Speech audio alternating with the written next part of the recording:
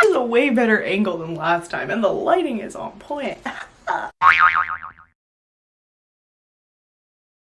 Hello everybody, what is up? It is Ro with another video. Welcome back, people.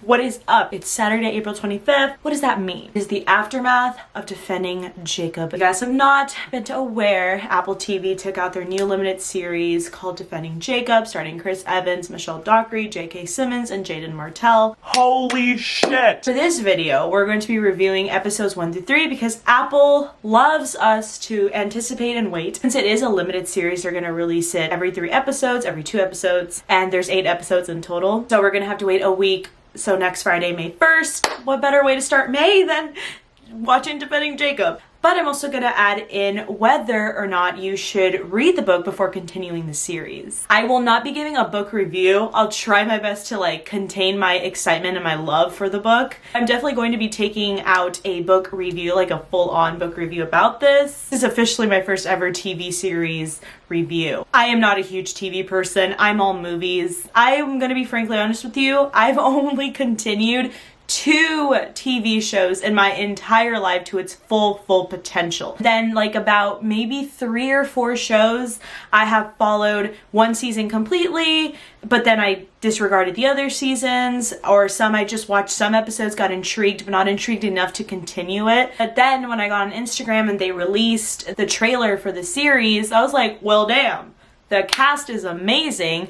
And the plot itself is really interesting. Let's begin. Overall summary of this series is this family called the Barbers. They have their son, Jacob Barber, and in this little perfect town called Newton, gets shaken up when one of Jacob's classmates gets murdered, Ben Rifklin. Then things get even worse when they find out that a fingerprint on the dead body belongs to Andy Barber's son, Jacob.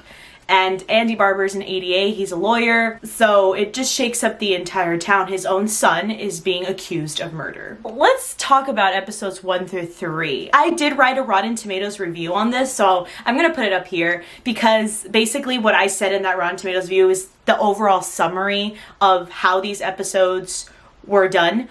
And I feel like I talk too much sometimes, I ramble, so I mean even better. This video is gonna be as short as a review. Hopefully. I'm gonna say exactly what I wrote. Wow. This series hooks you. It really does. And I'm very hooked.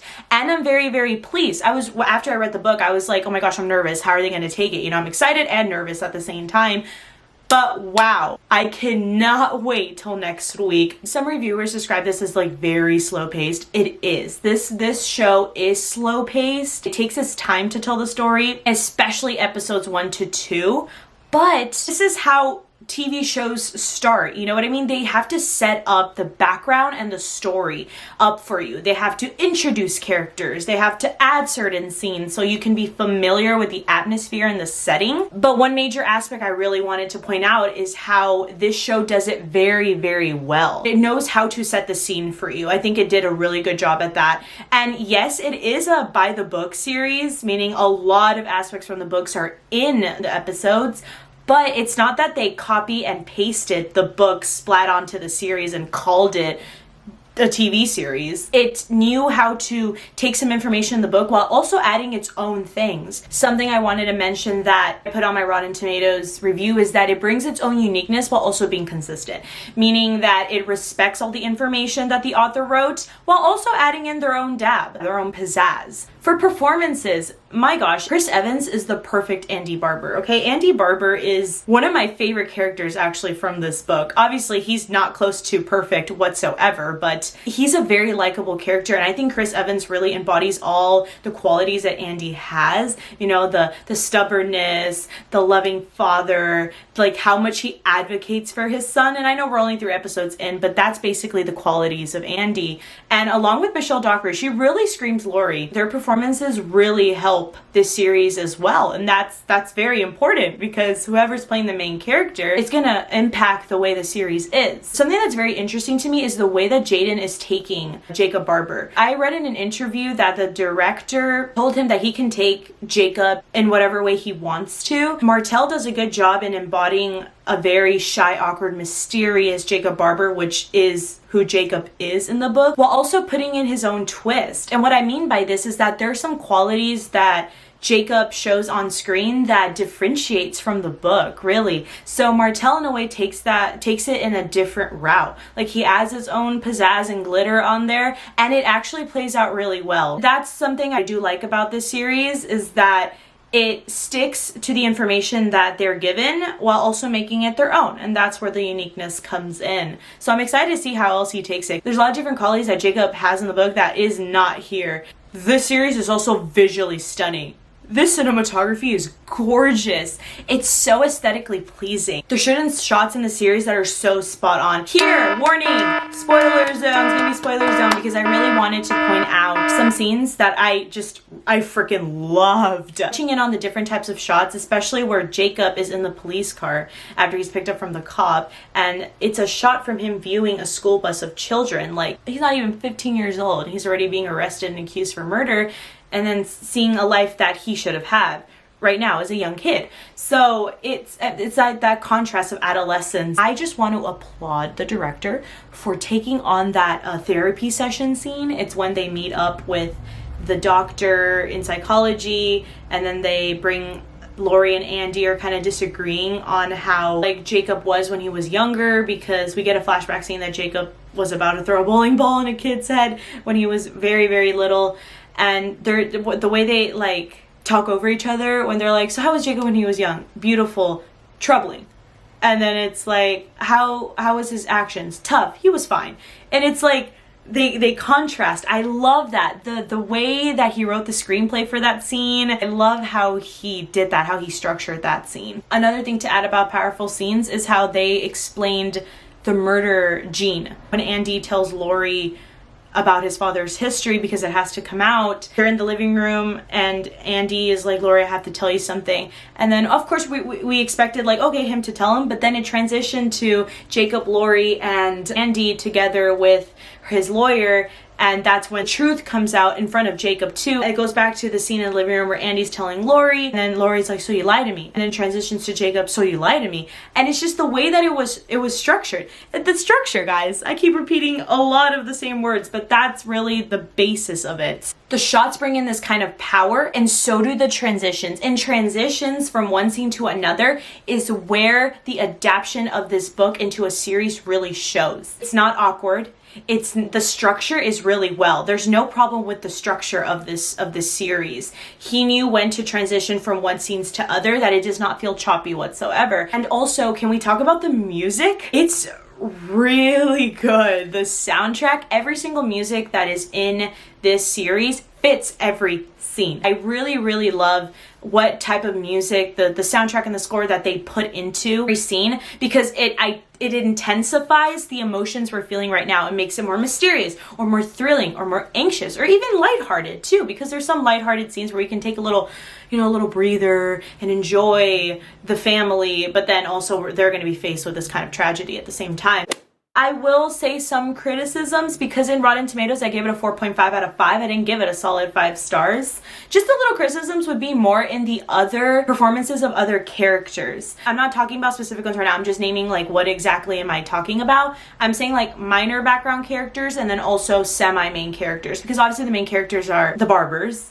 And then you can throw in Neil in there too, and Lynn and Duffy. Like, those are other semi-main characters. But the performances of certain other characters, the weakness is in how those people are taking on these characters in form of acting, and how to approach this type of character weakens a scene. Certain scenes are like, maybe that wasn't necessary. That's where I have a little criticism in the other performances of the other characters. Another thing would just be the minor lag in the episode 1 or 2. I will say there is some lag in episodes 1 and 2 where it's like, okay, we can move a little bit faster in the story. We love slow pace, but we can speed it up a little bit. So those are just 2 minor criticisms from these episodes, and that's my main reason why I gave it a 4.5 out of 5 and not a solid 5 stars.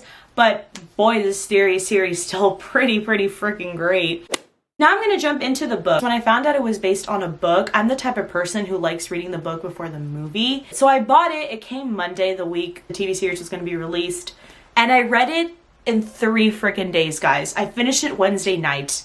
It's holy shit. I expected it to be a fun read. I expected it to be enjoyable, but I didn't expect it to fucking knock me out of the fucking park. Here's the reason why I love to read books before seeing a movie or seeing a series. This is like my own perspective on it. Trust me, I'm not gonna be like those people who like, oh, did you read the book though? Like, blah, blah, blah. I think when I throw in that argument is when people start giving bad reviews that are not accurate, because maybe you should have read the book because that's the way the movie was trying to do it. Now, the error could be that the movie didn't know how to adapt that scene into the series. That's where the problems come in. I love reading the books because first, it is fun reading books. Second, I like to be familiar with the story. I don't just like watching the series without having some kind of background. I was afraid that if I read the book, I wasn't gonna have that same thrilling ride in watching the series, because in a way, like, I already know what's gonna happen at the end. But at the same time, we don't know, because the director said that when I was skeptical picking up the book